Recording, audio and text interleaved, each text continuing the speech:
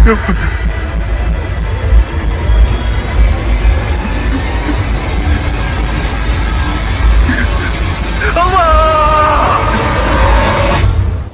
cek cek cek cek cek cek. Oke oke cek. Halo teman-teman, balik lagi bersama saya Dedi di channel Bang Luers. Kali ini saya akan membahas sebuah alur cerita dari film Munafik yang bertemakan hantu dan horor-hororan. Film ini berasal dari negeri jiran Malaysia, di mana film ini cukup menarik menurut saya dan cukup relevan dengan kehidupan kita sehari-hari. Oke, tanpa berlama-lama langsung saja siapkan diri Anda, karena di film ini akan banyak sekali jump-scare yang menampilkan sosok hantu setan belek yang cukup mengerikan. Langsung saja kita mulai. Cekidot.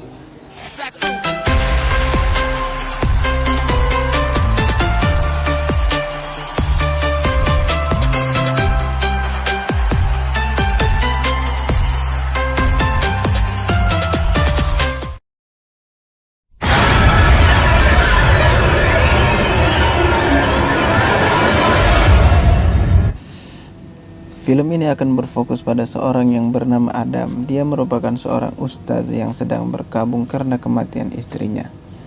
Adam hidup bersama dengan anaknya yang bernama Amir, yang selalu berkata kalau dia sering bertemu ibunya dalam mimpi. Entah bercanda atau tidak, Amir sering bilang kalau dia masih dijaga oleh ibunya. Biarpun Adam dipandang sebagai seorang ustadz dengan banyak ilmu yang dia miliki, akan tetapi Adam tetaplah manusia biasa. Dia masih menyimpan dendam kepada orang yang telah membuat ia dan istrinya kecelakaan.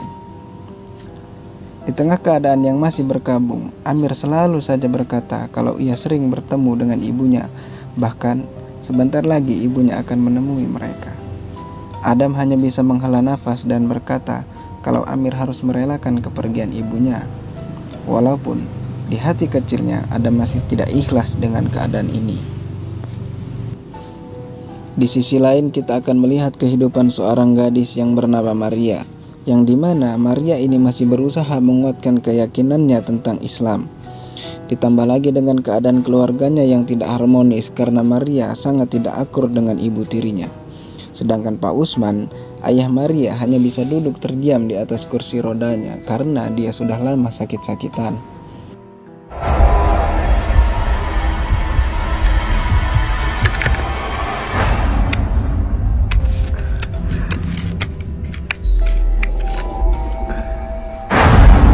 Maria, kau buka ke benda ni?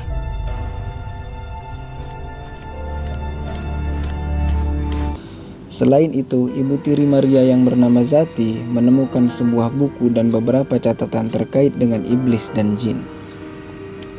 Sementara di kantornya, bos Maria yang bernama Fazli mendesaknya untuk bercerita tentang permasalahannya. Akan tetapi, karena Maria tidak suka gibah, apalagi tentang masalah pribadinya, dia pun menolaknya. Usut punya usut, ternyata Fazli berniat untuk meminang Maria. Makanya dia berusaha sok perhatian di depan Maria. Halus bener. Selain permasalahan hidup yang tadi, Maria juga sering diganggu dengan makhluk yang sangat mengerikan, yang dimana makhluk itu sering kita sebut dengan setan belek.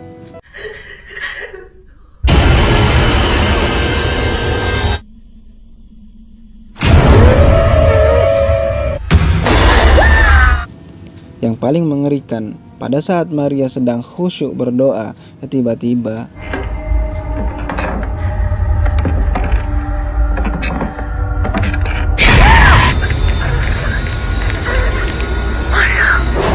setelah itu kita akan melihat Maria yang berubah menjadi kaku.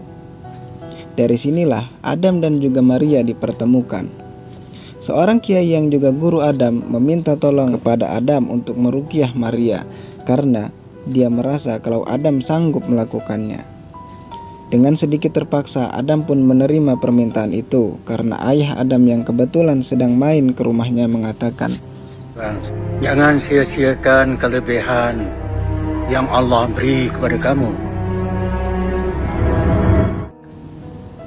Tibalah Adam di rumah Maria bersama temannya yang kita sebut saja namanya Mas Eko. Zati yang bingung lalu bercerita tentang keadaan yang dialami oleh Maria. Mereka pun lalu menuju kamar Maria. Di kamar, Adam melihat Maria yang sedang nyempil di pojok kamar. Sambil berbalik, Maria terus bercerita tentang dirinya yang disantet oleh seorang ustadz, yang dimana ustadz itu naksir kepada dia. Adam yang terus membacakan doa tidak menggubris percakapan atau ucapan Maria. Motor lewat.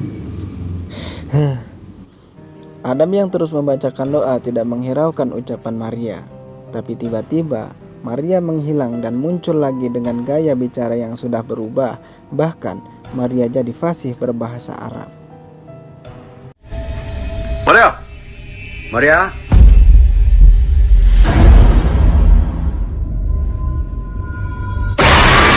La ilaha illallah. أعبد الله ألف سنة أنا من خير وأحسنكم من عباد الله.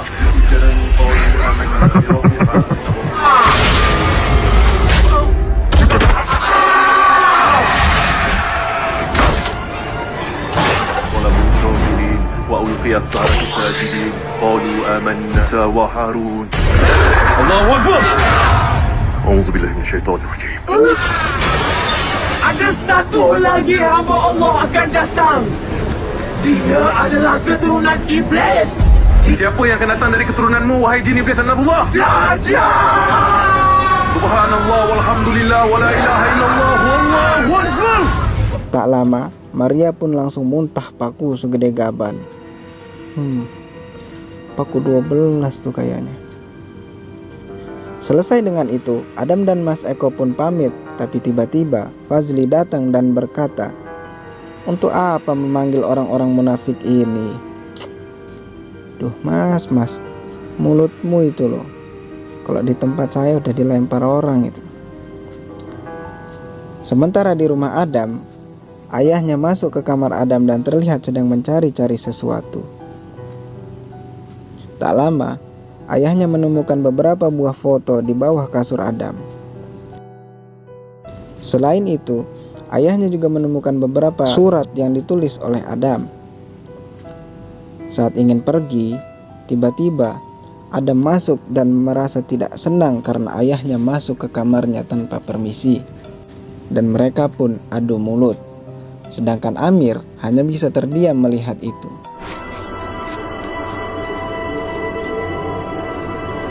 Di tempat lain, Fazli yang merasa tidak senang dengan Adam terlihat sedang memukuli temannya. Dia kesal karena temannya bilang kalau Fazli cuma mau harta milik keluarga Maria saja. Kembali ke rumah Maria, Zati terlihat sedang memarahi Maria dan menuduh Maria telah mencuri sesuatu dari dirinya. Zati bilang kalau barang itu hidup dan sangat berharga. Barang apakah yang dicari Zati? Entahlah. Hanya mas-mas pencari ikan yang tahu. Mana kau suruh barang aku? Apa ni kak? Mana kau letak? Saya tak pernah ambil barang akak pun. Barang tu penting sangat, tahu, berharga. Lanjut. Saat tiba-tiba Maria muncul di dekat Zati dan berjalan menuju halaman rumah, tiba-tiba Maria berkata kepada Zati kalau dia hanyalah perempuan busuk dan tidak bisa dipercaya. Bahkan Zati pun diseret dengan mudah oleh Maria, yang akhirnya kita tahu kalau itu bukanlah Maria yang sebenarnya. Tidak berhenti sampai di situ, Maria pun lalu menelpon Fazli dan berkata kalau dia tidak perlu lagi repot-repot mengejarnya. Karena Maria bilang dia sudah jatuh hati dengan Adam dan dia mengaku kalau dia sudah tidur dengan Pak Ustadz itu. Adam yang sedang di rumah bersama Amir pun tidak luput dari gangguan. Yang dimana terdengar dari luar ada orang yang mengucapkan salam dan menggogrek-gogrek gagang pintu rumahnya. Setelah itu, Adam mendengar suara aneh dari loteng rumahnya. Dan saat Adam melihat ke atas, tiba-tiba bukan hanya Adam, Pak Kiai yang sekaligus guru Adam pun tidak luput dari gangguan.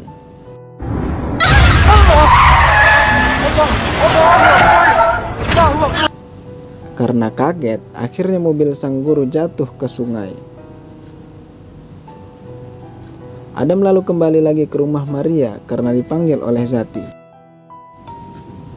Saat sedang membacakan doa pada sebotol air, tiba-tiba seisi ruangan pun hancur.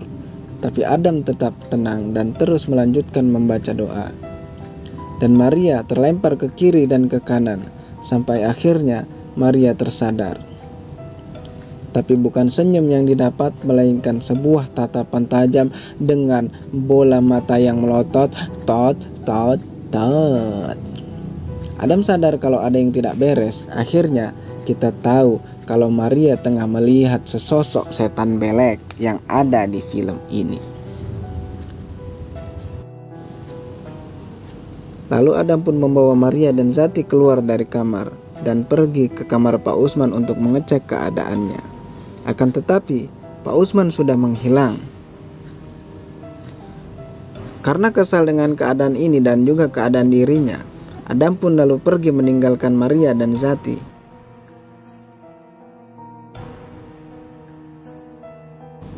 Di perjalanan, Adam ditelepon oleh Mas Eko yang mengabari kalau gurunya telah meninggal karena kecelakaan yang janggal.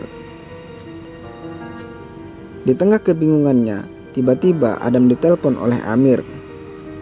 Adam lalu menanyakan keberadaan kakeknya dan Amir menjawab kalau kakeknya sudah keluar. Dan Amir juga bilang kalau Adam tidak perlu cemas karena ada ibu yang tengah menjaga Amir. Mendengar itu, Adam pun menjadi marah dan emosi sehingga Adam membanting handphonenya. Karena sudah kagok edan, Adam pun mendatangi makam istrinya dan menggalinya, lalu membawa jasad istrinya itu pulang ke rumah. Sampai di rumah, Adam memaksa Amir untuk memeluk dan mencium jasad ibunya. Amir yang ketakutan lalu mengatakan kalau Adam sudah tidak waras. Mendengar itu, Adam makin emosi, lalu mencekik Amir sampai tiba-tiba ada sebuah tangan yang memegang Adam. Malam-malam lagi ngeditnya. Yang melegakan lagi, ternyata semua itu cuma mimpi dan Adam pun segera beristighfar. Astagfirullahaladzim. Keesokan harinya di pemakaman sang guru, Mas Eko berusaha memberikan pencerahan kepada Adam yang sudah kelewatan batas. Mas Eko juga menyinggung perihal kematian istrinya dan Adam pun hendak memukul Mas Eko akan tetapi tidak jadi karena Adam melihat ayahnya yang sedang berbicara dengan penjaga makam dan berhenti saat Adam melihat mereka. Sementara di rumah Pak Usman, Zati terlihat sedang memarahi Maria. Tidak terima dengan hal itu, Maria pun pergi ke kamarnya. Karena tekanan batin yang dialami terlalu berat, Maria pun meminum obat antidepresi. Bukannya tenang, dia malah melihat setan belek lagi. Maria pun panik dan berlari ke lorong rumah. Di sana dia melihat Zati yang memegang pisau dan menatap dengan mata yang sangat kejam. Makin panik, Maria pun lari ke dapur dan mengambil sebuah pisau. Tiba-tiba Zati terkejut melihat Maria yang mengacungkan pisau ke arahnya. Maria mengatakan kalau Zati jangan mendekat atau dia akan membunuh Zati. Zati justru bingung karena Zati berniat memberikannya air yang sudah dibacakan doa. Tiba-tiba Maria pun terduduk karena pusing dengan keadaan ini. Saat Adam sampai di rumah, sudah ada Fazli yang tengah berdiri di depan rumahnya. Adam mengira Fazli adalah tamu ayahnya dan menyuruh Fazli masuk. Akan tetapi, Fazli malah menempilin kepala Adam lalu berkata kalau dia sudah tahu semua aib Adam. Adam pun merasa bingung. Tak berhenti sampai di situ, Fazli terus saja nyerocos kalau Adam menjadikan agama sebagai kedok saja untuk menutupi semua aibnya. Lalu ayahnya Adam tiba-tiba muncul dan mereka pun menghentikan pertikaian itu. Fazli pun lalu pergi tanpa permisi. Adam pun marah karena nasib sial selalu menimpanya. Sementara ayahnya yang kaget dengan sikap Adam berusaha untuk menenangkan Adam.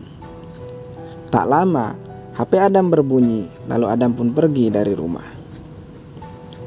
Ternyata Adam dipanggil oleh Zati dan Maria. Mereka berkata kalau Pak Usman sudah pulang, tapi sifatnya berubah. Adam pun meminta izin untuk melihat Pak Usman. Saat tiba di kamar Pak Usman, Adam tidak menemukan Pak Usman. Yang ada hanyalah sebuah kopiah yang tergeletak di lantai. Setelah itu, Adam bilang kepada Zati dan Maria kalau Pak Usman tidak ada. Akan tetapi, Zati dan Maria malah bertanya, apa yang Adam pegang? Adam pun terkejut dan dibarengi dengan suara HP yang berbunyi lagi. Ternyata yang menelpon adalah Zati, dan dia bilang kalau dia baru saja mengantarkan Maria ke rumah sakit. Barulah Adam sadar kalau yang menemuinya tadi bukanlah Zati dan juga Maria. Dan benar saja mereka semua menghilang. Tapi saat lampu rumahnya mati, tiba-tiba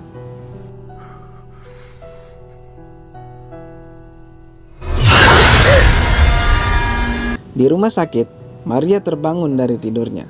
Bukannya tidur lagi, dia malah keluar kamar menuju lorong rumah sakit itu. Tapi tiba-tiba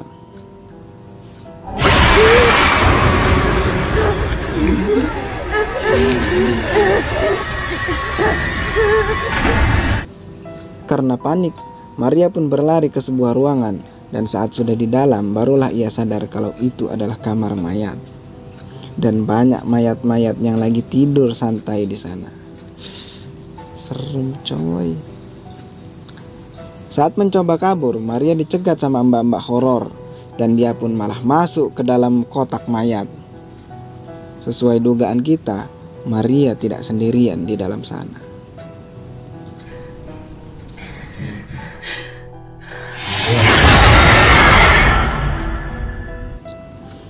Di rumah Adam, terlihat ayahnya tengah berdoa agar Adam diberikan petunjuk dan hidayah oleh Allah.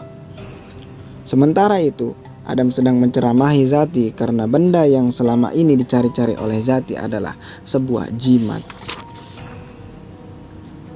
Tak terima diceramahi Adam, Zati pun langsung pergi meninggalkan Adam. Tak lama, HP Adam berbunyi lagi. Berbunyi terus HP-nya. Ternyata yang menelpon adalah Maria. Ia meminta Adam untuk menolongnya. Maria pun meminta Adam untuk datang ke sebuah tempat, dan Maria bilang di tempat inilah semua rahasia akan terbongkar.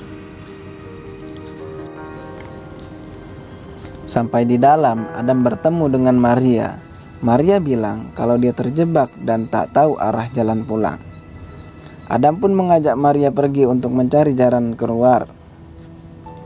Tetapi saat sudah di ujung jalan, Maria meminta maaf kepada Adam, dan tiba-tiba Adam terseret ke sebuah ruangan yang di dalamnya banyak sekali lontong-lontong bergelantungan dengan cantik, yang nampaknya ini adalah tempat pemujaan dan penumbalan. Tak lama terdengar teriakan Maria dari luar, dan saat Adam cek, ternyata Maria sudah tergeletak di lantai bawah dan bersimbah darah. Adam lalu menghampiri Maria dalam keadaan sekarat. Maria lalu mengatakan yang sebenarnya kepada Adam, kalau dialah yang sudah menabrak mobil mereka yang mengakibatkan istri Adam meninggal pada saat itu. Adam lalu bertanya, apa maksud dan tujuannya melakukan semua ini? Belum sempat menjawab, tiba-tiba Pak Usman muncul di belakang Adam dengan baju yang serba hitam. Ternyata semua kejadian yang selama ini dialami oleh Adam semua adalah ulah dari Pak Usman. Termasuk kejadian yang menimpa gurunya juga adalah ulah dari Pak Usman. Pak Usman telah bersekutu dengan iblis untuk mendapatkan kekayaan dan menjadi orang terpandang di kampung tersebut, dan tumbalnya adalah orang-orang yang beriman. Sejak lama Pak Usman membohongi banyak orang dengan berpura-pura sakit, dan dia berpura-pura baik dengan memberikan infak, zakat, dan sedekah kepada masyarakat dan sumbangan kepada masjid, hanya untuk menutupi kedoknya saja sebagai orang yang melakukan pesugihan.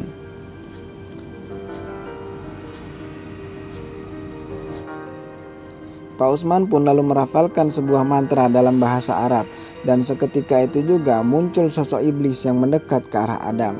أزهر ذاتك يا إبليس دمر هذا المؤمن من عدلي أزهر ذاتك يا إبليس ألقيك يا ذنب فعلمني سيدك الذي يعظ. Mengira Adam akan takut dan imannya akan goyah, ternyata Pak Usman salah. Adam tetap tenang dan terus berdoa dalam kesakitannya. Pak Usman yang marah melihat hal itu lalu melemparkan Adam ke sana dan kemari. Semakin disiksa, justru Adam semakin kencang melafazkan doanya kepada Allah. Bahkan Adam telah memaafkan Maria yang sudah menghancurkan hidupnya.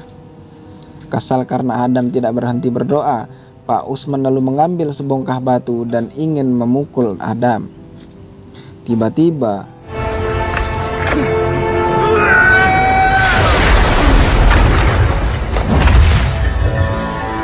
Pak Usman pun tersambar petir lalu tewas dalam keadaan tubuhnya hangus terbakar. Tak lama ayah Adam akhirnya sampai di tempat Adam. Lalu Adam berkata kepada ayahnya kalau dia sudah bertemu dengan orang yang membunuh istrinya dan sudah memaafkannya dengan ikhlas. Seperti belum selesai, sang ayah berkata kalau Adam belum sepenuhnya sadar dan ayahnya mengambil sesuatu dari dalam tasnya. Ternyata selama ini Adam tenggelam dalam kesedihannya yang membuat dirinya lupa akan hal penting dalam hidupnya. Pada kecelakaan tersebut, bukan cuma istri Adam yang menjadi korban, akan tetapi Amir anaknya juga ikut tewas dalam kecelakaan tersebut. Dan selama ini, Adam hanya berbicara sendiri setiap kali kita melihat Adam berinteraksi dengan Amir. Adam pun akhirnya tersadar, kemudian Adam berlari keluar gedung sambil berteriak memohon ampun atas kekhilafannya selama ini. Maafkan aku ya Allah. Dan film pun tamat. Ending yang sangat menyedihkan.